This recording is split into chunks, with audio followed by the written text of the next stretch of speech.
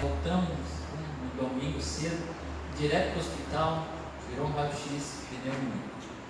Mas ele está se recuperando, tomando antibiótico, está acompanhando a gente pela internet. Quero mandar um beijo para você, Ju, que Deus te restabeleça aí plenamente. Amém? No domingo, se eu não me engano, eu estava conversando com o Diógenes, né, com o Will, se eu não me engano, o Will estava aqui fora. A gente estava falando sobre ponto cego. Ponto cego, ele estava falando especificamente pelo Onyx, né? O Onyx, ele tem as colunas bem inclinadas do vidro, né, porque o vidro é bem deitado, então ele tem um ponto de visão reduzido, né, ali nas colunas. Ponto cego é justamente, né, esses lugares onde a visão fica obscurecida, né? Nós não conseguimos olhar. Então esse termo ponto cego, quando se trata de veículo, né, de dirigibilidade, é aquele lugar onde muitas vezes esconde um pedestre, um motoqueiro, né, um outro veículo. Esses dias eu descendo a rua de casa para entrar na avenida lá embaixo, né, tranquilo, olhei, não vi nada de um lado, do outro. Quando eu vou com o meu carro, né, quase eu bati num outro veículo que vinha passando na minha frente, porque estava no ponto cego. Eu olhei e não vi, mas estava lá. Eu buscando alguns termos aqui sobre ponto cego, eu achei essa definição, achei interessante. Diz assim: objeto existente, mas que não pode ser visto pelo observador. O objeto está lá, mas não pode ser visto. Diz que sem percepção ou fora do campo de visão. A coisa está lá, mas ninguém está vendo. Um ponto que, não sendo visto, ali está, algo oculto ao olhar rápido e descuidado, mas está lá. É sobre isso que eu quero compartilhar com os irmãos o texto de 1 Coríntios 10:13, que diz assim: não sobreveio a vocês tentação que não fosse comum aos homens, e Deus é fiel, e Ele não permitirá que vocês sejam tentados além do que podem suportar, mas quando forem tentados, Ele lhes providenciará um escape para que possam suportar. Amém? Uma promessa do Senhor, uma promessa de esperança, uma palavra que nos dá sustento nos dias ruins, naqueles dias em que só temos pontos cegos, olhamos e não vemos nada, não enxergamos saída, não vemos para onde ir, não vemos o que está lá em oculto, mas o Senhor nos promete dar escape. Amém? Curva a sua cabeça por um instante. Querido Deus, estamos aqui, ó Pai, mais uma vez para ouvir de Ti, Senhor, uma palavra que não muda, uma palavra que nos sustenta, uma palavra, Senhor, que nos coloca em liberdade, pois a Tua palavra tem poder, Senhor, para transformar as coisas, chamar à existência aquilo que não é, Senhor. Ó Deus, a Tua palavra dá vida, a Tua palavra cura, a Tua palavra, Senhor, conduz o homem quando está perdido. É a Tua palavra, Senhor, que é a lâmpada para os nossos pés, como disse o salmista, e luz para os nossos caminhos. Por isso, Senhor, toma a nossa mente e não deixe, Senhor, que as distrações venham roubar de nós esta tão preciosa semente, em nome de Jesus. Amém. Graças a Deus. Eu ouvi de um pastor, né, que esse momento é o lavar dos pés, né, que Jesus disse para os discípulos: aqueles que já estão limpos, só resta lavar os pés, ou seja, é a manutenção para a nossa fé, para a nossa caminhada. Lá em Gênesis 21, conta a história de Agar, de um dos episódios na vida de Agar. Agar, que foi uma serva de Abraão e Sara, provavelmente no tempo em que Abraão peregrinou no Egito. Diz a palavra, né, que o faraó deu a Abraão alguns presentes. Talvez entre esses presentes veio Agar, a serva, e que em um momento de fraqueza, Sara fraquejou na sua fé e não acreditou que Deus poderia mover o seu ventre, que já estava adormecido pela idade, não podendo ela mais gerar, além de ser estéril. Ela teve a brilhante ideia de chamar a sua escrava para se deitar com seu esposo e assim conceber filhos através dela. E a palavra diz que Abraão concordou com essa ideia e Agar engravidou. E é interessante que quando Agar percebe que concebeu, a sua postura muda. Ela começa a desprezar Sara. Talvez aquele filho fosse para ela, na verdade, a esperança de ter o seu Senhor. Talvez aquele filho era a esperança de mudança de vida.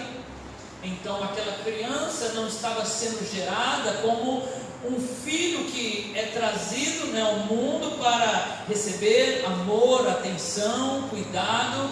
Não, para Agar, aquele filho era a esperança de mudança, pois no momento que ela concebe, ela muda a sua postura em relação à sua senhora, ao ponto de Sara ir reclamar com Abraão sobre essa postura.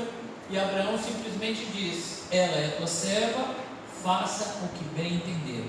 E diz a palavra que Sara apertou com Agar, começou a tratá-la com rigor, com autoridade, ao ponto dela não suportar a pressão, e ela fugiu,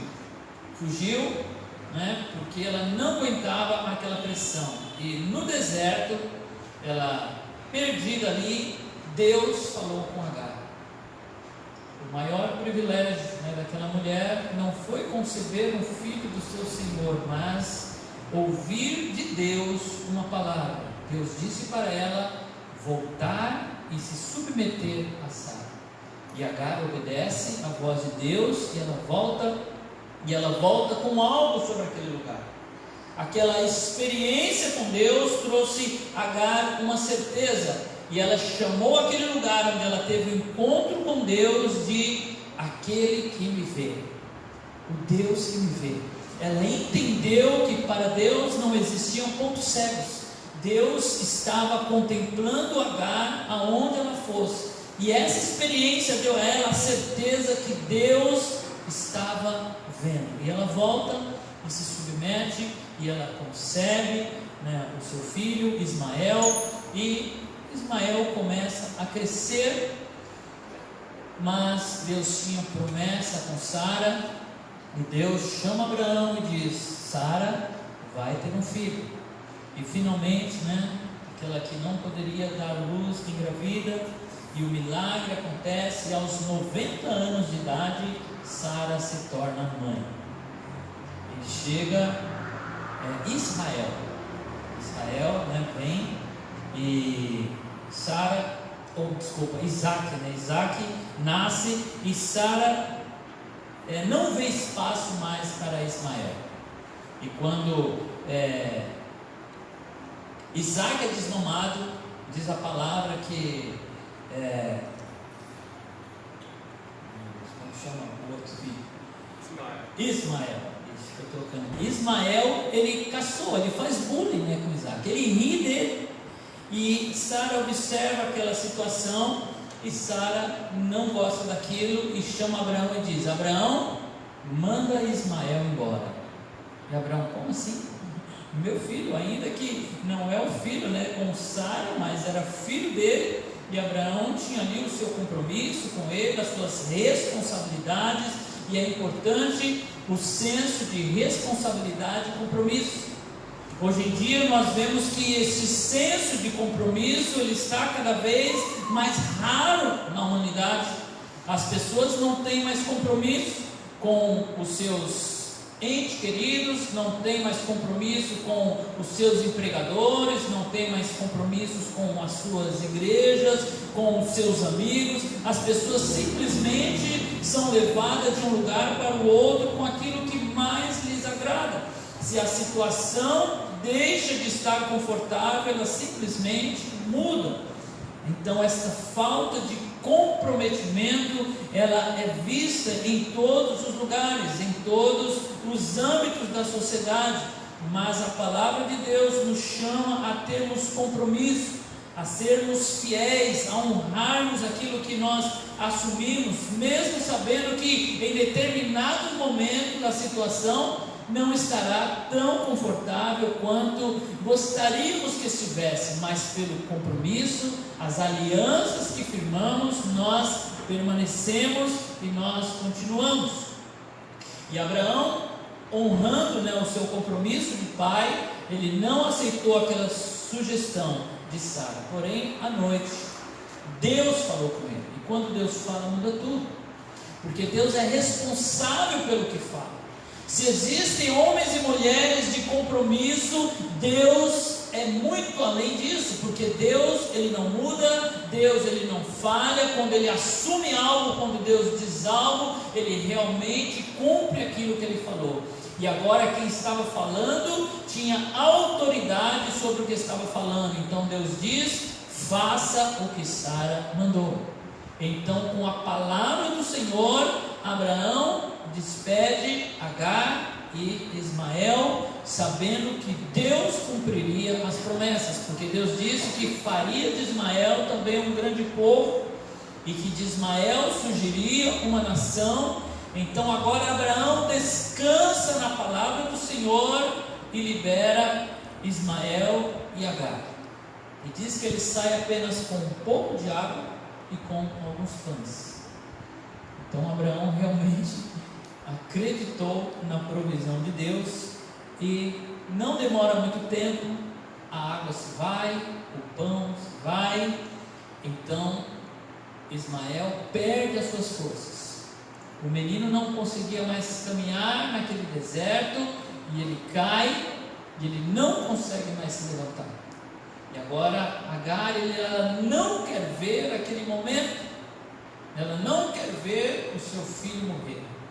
E quantas vezes as pessoas que estão à beira da morte, quando as forças se vão, são deixados pelos que mais deveriam estar ao lado, Mas ele foi abandonado ali porque ela estava pensando em quem? Em si mesma. Ela queria se poupar da dor de ver o seu filho partir. Então ela não pensou na dor do menino de ficar sozinho, agonizante naquele deserto. E diz a palavra que ela se afastou do menino à distância de um tiro de flecha, e de longe ela ficou observando. Mas diz que Deus interviu, porque Deus ouviu o choro do menino. Nós falamos aqui que Deus realmente cumpre o que fala, que Abraão descansou na palavra desse Deus, e Deus vem agora para cumprir o que falou. Ele disse que não deixaria, que não abandonaria, e Deus vem e também contempla o menino, e Deus mais uma vez fala com Sara, e Deus faz promessas a Agar, e Deus fala com Agar, faz promessas a Agar, restabelece Agar, e chega o ponto, aonde Deus, ele abre os olhos de Agar. Mas é interessante que no momento em que Agar desistiu, a sua visão se foi. E é interessante que quando nós desistimos de algo, que quando nós abandonamos algo, quando a gente perde a esperança em algumas coisas, nós não vemos mais sair, porque nós desistimos de olhar. Nós pensamos: para isso não tem mais solução, esse negócio acabou, olha, para isso não tem mais esperança. Nós olhamos para alguém e dizemos: olha, esse não tem mais jeito, já fizemos de tudo, já investimos, tantas oportunidades foi dada, mas agora não tem mais o que fazer, e aí nós não vemos saída. Muitas vezes desistimos de pessoas, desistimos de negócios, desistimos de projetos, desistimos de sonhos, porque à vista humana aquilo lá não vai. Então nós perdemos a esperança, e nesse momento a nossa vista se fecha completamente, porque Agar, ela não percebeu onde estava. Ela se afasta do menino porque ela pensou: não tem mais esperança de vida, eu não quero vê-lo morrer. Quantas vezes nós desistimos de algumas coisas porque nós não queremos ver aquilo morrer? É como um barco que começa a dar sinais que vai afundar e as pessoas se jogam ao mar ou abandonam aquela embarcação porque acreditam que não há mais esperança. Só que Jesus nos conta uma parábola, a parábola de uma mulher que tinha 10 dracmas, e uma dessas moedas ela se perdeu, e quando ela foi conferir as moedas, ela viu que só tinha 9 moedas, e essa mulher, ela se inquieta, diz que ela acende a candeia e ela começa a vasculhar a casa para procurar, e não encontrando, ela pega uma vassoura e começa a varrer os cantos, embaixo dos móveis, ela vai procurando e ela não desiste até que ela encontra aquela dracma. E quando ela encontra, diz que ela chama os vizinhos, ela vem e diz: venham se alegrar comigo, porque eu encontrei a dracma perdida. Então Deus está te incentivando a não desistir, mesmo que pareça que já está morrendo, que já foi feito tudo. Deus está te convidando a varrer os cantos, a buscar, a olhar do lado, a tentar dar uma mexida na cabeça para enxergar além do ponto cego. Esse é o segredo de lidar com pontos cegos. Você olha lá, não viu aqui, mas se você se mexer para cá, se mexer para lá, você consegue ver atrás do ponto cego. E Deus quer nos mostrar o que está nesse lugar que você não está vendo, que está aí tão perto. Olha o que diz em Gênesis 21:19. Então Deus lhe abriu os olhos e ela viu uma fonte. Foi até lá, encheu de água a vasilha e deu de beber ao menino. Existem momentos na história bíblica em que é narrado que Deus fez brotar água. Foi assim com o povo de Israel, quando eles estavam no deserto e não tinha água. Moisés foi lá e bateu na rocha e a rocha fez jorrar água. Sansão, depois de matar 1000 homens, com a queixada de um jumento, veio nele uma sede terrível, ao ponto dele sentir que ia morrer. Então ele orou a Deus e Deus fez brotar água. Nós estávamos numa reunião de pastores e ministros, e resolvemos no nosso horário de folga sair para dar uma volta. E eu olhei de longe, vi uma pedreira, e falei, estava comigo o pastor Eliseu e alguns outros irmãos, eu falei assim: vamos até lá? Vamos. A gente estava com a tarde livre, não tinha o que fazer, fomos caminhar. E andamos, aquilo que parecia ser perto era longe, Chegamos lá naquele lugar, um lugar deslumbrante, ficamos maravilhados, mas na hora de voltar bateu a sede. Ninguém levou água, ninguém estava preparado. E a gente ficou: e agora? O que nós fazemos? E aí tinha um lugar no meio das pedras, assim, naquela pedreira, que estava minando água. E a água minava assim e escorria, pelo chão. E aquela água purinha, E aí nós fomos ali beber daquela água. Então às vezes Deus prepara água em momentos de seca, mas aqui não diz que Deus fez um poço. A palavra não diz que Deus fez brotar água ali. A água já estava ali. Agar estava morrendo de sede do lado de um poço. O poço estava ali do lado dela com água fresquinha, mas ela não estava vendo. Estava no ponto cego. Aquilo que você precisa para sair dessa situação. A palavra que nós lemos em 1 Coríntios 10:13 diz que Deus vai mostrar um escape. Deus sempre coloca um escape. Primeiro que as tribulações, os momentos que vivemos, os desafios, eles nunca são maiores do que as nossas forças. Deus garante isso em sua palavra. É uma garantia que você pode suportar a situação que você está passando agora. Por quê? Porque Deus garantiu que essa situação não é maior do que as suas forças. A palavra de Deus te dá essa esperança. você pode suportar. E a palavra diz assim: olha, quando chegar o momento que você entender que não dá mais, Deus vai tirar o ponto cego e você vai ver a saída, você vai enxergar o escape. E às vezes vai vir da onde você não imaginava, não esperava. Você vai olhar e vai estar ali do seu lado que você precisa. Por isso que Deus nos desafia a confiar em si e em sua palavra. Lá em Hebreus 11:27 diz que Moisés, pela fé, saiu do Egito, não temendo a ira do rei, e perseverou, como aquela mulher que foi atrás da dracma. Moisés perseverou. Qual é a motivação de Moisés? O que fez com que ele não desistisse? O texto diz: porque ele via aquele que é invisível. Moisés via o invisível, ele não tinha pontos cegos. Quando ele olhava e não via solução, ele sabia: Deus está vendo.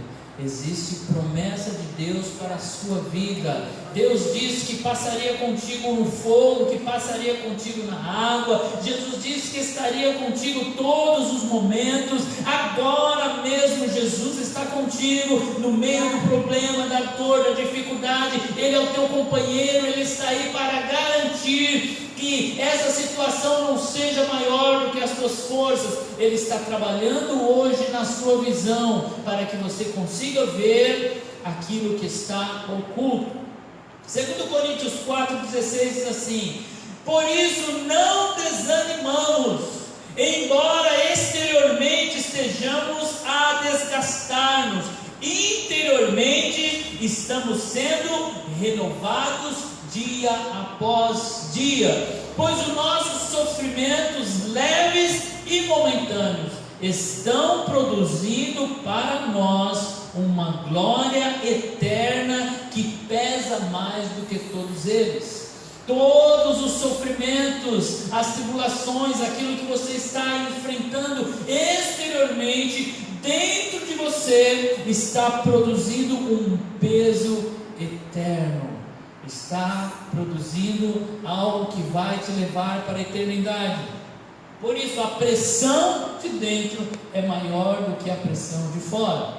Quem faz mergulho ou já estudou sobre isso, sabe que o mergulhador, quanto mais profundo ele desce, maior é a pressão. Imagine o acúmulo de água, pesando sobre aquele ser humano. Por isso, ao respirar ali com o ar do cilindro, cada vez mais que ele desce, vai tendo mais ar nos pulmões, porque mesmo que seja imperceptível, cada vez ele enche o pulmão de ar para equilibrar a pressão, para que aquela água que está fora não esmague o mergulhador. Por isso, quando ele vai subir, ele não pode subir depressa. O que acontece? Se o mergulhador subir muito depressa, aquele ar dos pulmões, ele vai romper, ele vai vir para a corrente sanguínea e vai dar uma embolia na pessoa. Por isso, quando o mergulhador ele está subindo, ele só solta ar. E ele vai soltando ar, e aquele ar parece que não termina. Enquanto ele está subindo, quando é uma emergência, ele começa a soltar o ar e não termina. Por quê? É tanta pressão que à medida que ele vai subindo, ele vai soltando, e ele precisa fazer isso a tempo do ar sair. Então esse equilíbrio de pressão é que impede o mergulhador de ser espremido pela pressão na profundidade.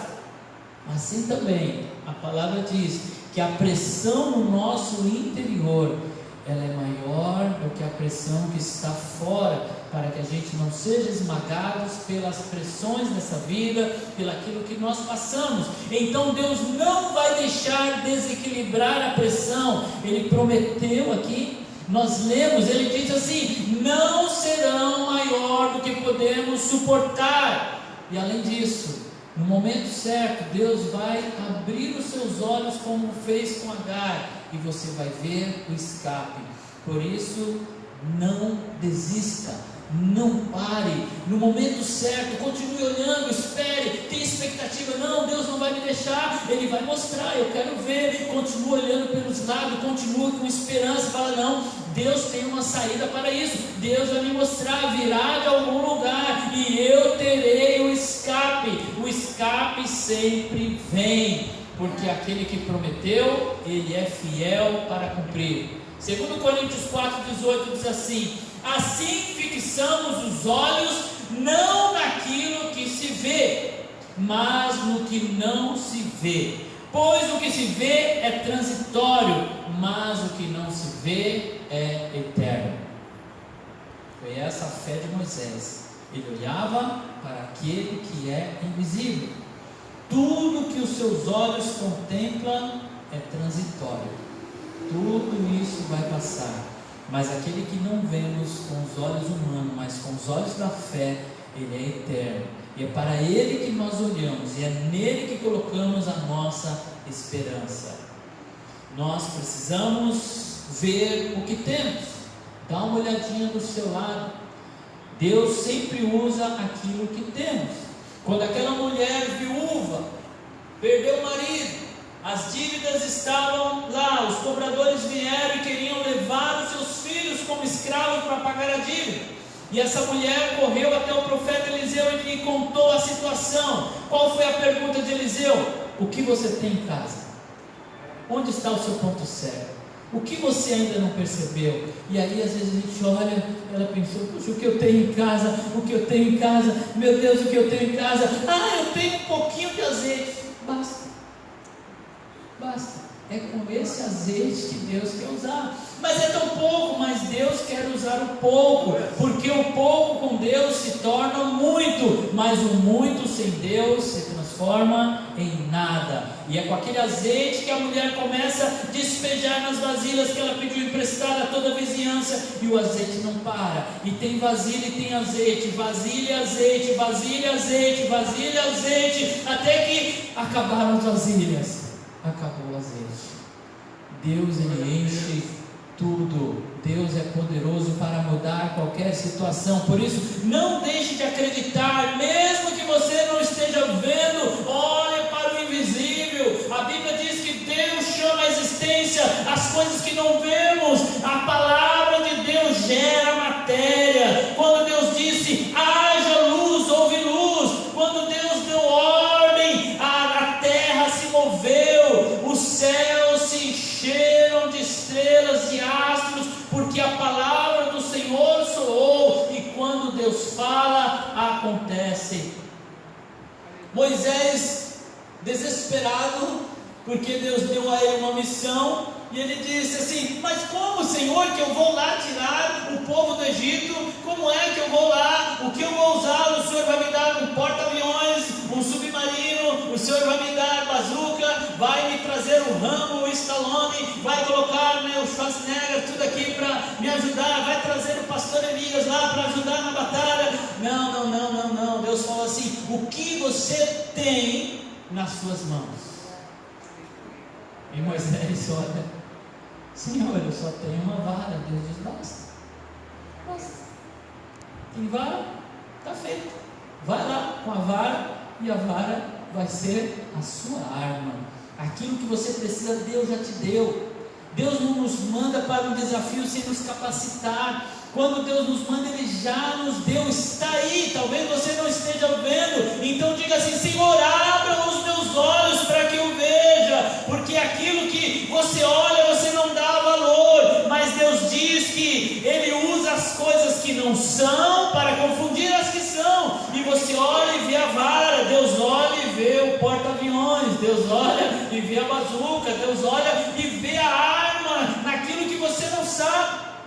Por isso continue dizendo: Deus, eu sei que está aqui, Deus, eu sei que está aqui, igual a mulher, vai varrendo, vai procurando. Deus, está aqui, a saída está aqui em algum lugar, e eu vou enxergar, porque o Senhor disse que me daria um escape, o Senhor disse que abriria a porta, então ela vai abrir, o Senhor disse que eu ia ter, eu vou ter, porque aquele que falou, Ele é fiel para cumprir.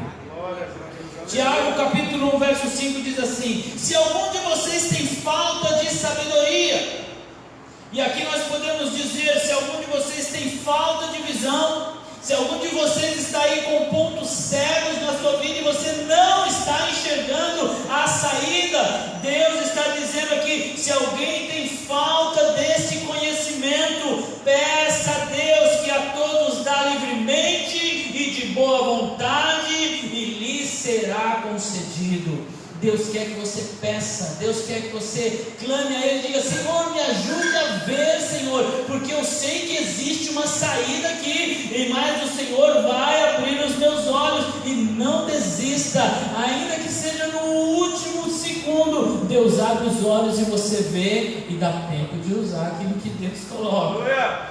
E diga assim: peça, porém, com fé, sem duvidar, pois aquele que duvida é semelhante à onda do mar, que é levada e agitada pelo vento.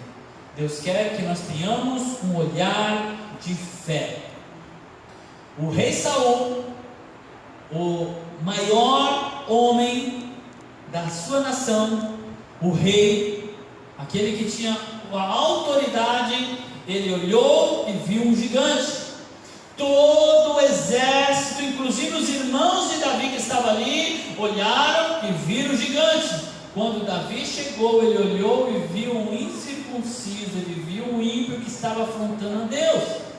Davi olhou com os olhos da verdade e ele falou: aquele homem já perdeu, porque ele afrontou a Deus. Davi sabia que qualquer um que fosse, estava indo em nome de Deus, e a vitória é garantida. Então o diabo quer te mostrar que este problema, esta situação é um gigante, mas Deus quer te mostrar que Ele é o gigante, é Ele que está sobre a sua vida, é Ele que está te conduzindo e quer te dar a visão de fé.